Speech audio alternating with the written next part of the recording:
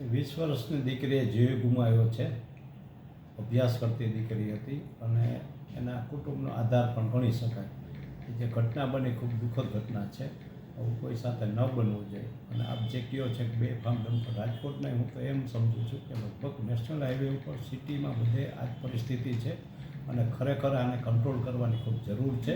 એના માટે આરટીઓ તંત્ર જાગૃત થવું જોઈએ અને શહેરમાં હોય તો ટ્રાફિક પોલીસે એના માટે કડક એક્શન લેવા જોઈએ, જેથી કરીને અત્યારના સમયમાં શહેરમાં ખૂબ ટ્રાફિક વાહન વધી ગયા છે, વસ્તી વધી ગઈ છે, બધા લોકોને શહેર તરફ આવવું છે, એની પણ ભીડ હોય છે અને સ્કૂલ કોલેજના જે ટાઈમ હોય છે ત્યારે પણ આ બધા બેફામ વાહનો ચાલતા હોય. ખરેખર આવા ભારવાહક વાહનોને સિટીમાં આવવાની મનાઈ હોય છે, છતાં કોઈને કોઈ એન કે પ્રકારે આવે છે જે કોઈ વાટકી વ્યવહાર કરતા હોય, પણ એ જોખમી છે.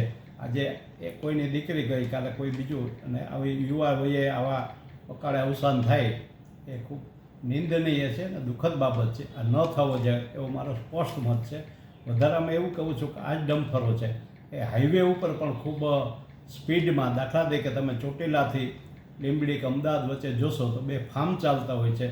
ક્યાંક એમાં પોલીસ લખેલું હોય, ક્યાંક કોઈકનું બીજાનું નામ લખેલું હોય અને એને આરટીઓવાળા બેફામ ચલાવવા દે, રોકતા નથી. ક્યારે રોકે? માત્ર જે દિવસે ડ્રાઈવ રાખી હોય ત્યારે.